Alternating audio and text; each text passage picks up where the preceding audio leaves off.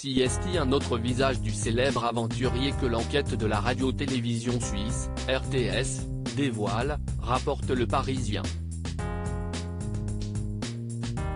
Un documentaire de 3-4 heures qui revient sur le passé pour le moins trouble de celui qui a servi en Afrique du Sud bien avant de devenir celui qu'on connaît pour avoir animé À l'état sauvage sur M6, puis Survivre à l'impossible sur RMC Découverte. Une situation délicate au cours de laquelle le populaire explorateur, papa d'Annika et Jessica, né de son couple avec Cathy, décédée en 2015, pourra compter sur le soutien de ses proches. L'avocate et députée socialiste suisse Jessica Jacou a braqué les projecteurs sur le CV de Mike Horn en interpellant son canton de Vaud sur le titre de membre d'honneur attribué à l'aventurier par Vaud Promotion, l'association qui veille à la notoriété et à l'attractivité de la région. Des questions ont en effet émergé après le film sur l'homme dans le magazine télévisé suisse Temps Présent.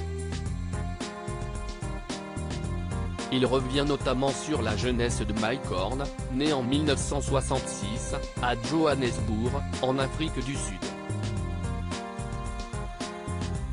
CST en Suisse qu'il s'est ensuite rendu, lors de la fin de l'apartheid, vivant à Château-d'Œuf.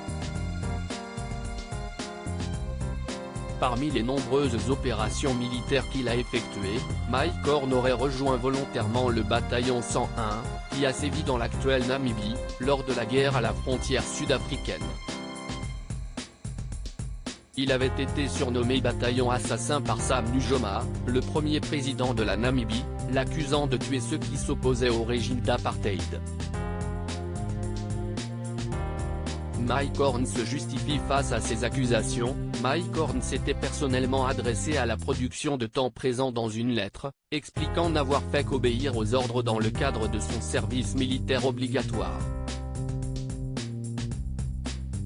Précisant ne pas être présent lors de l'une des opérations très critiquées du bataillon 101, à qui l'on reproche d'avoir assassiné le dirigeant Emmanuel Chifidi à Windhoek en 1986, il affirme « Je regrette aujourd'hui d'avoir participé à ces opérations, bien que j'assume parfaitement tout ce que j'ai fait dans ma vie ». Dans le documentaire, il se montre moins solennel « Moi, je chassais des gens qui voulaient tuer d'autres gens. Comme un policier. Je ne cherchais pas à tuer mais à empêcher des mauvais éléments de tuer des gens que j'aime. »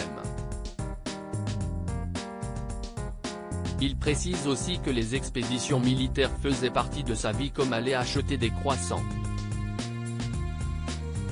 Sur Instagram, sa phrase publiée prend alors un sens particulier, « La vie n'est pas tout le temps facile. Et si on construit que ce qui est facile, dans les moments difficiles, on est perdu. »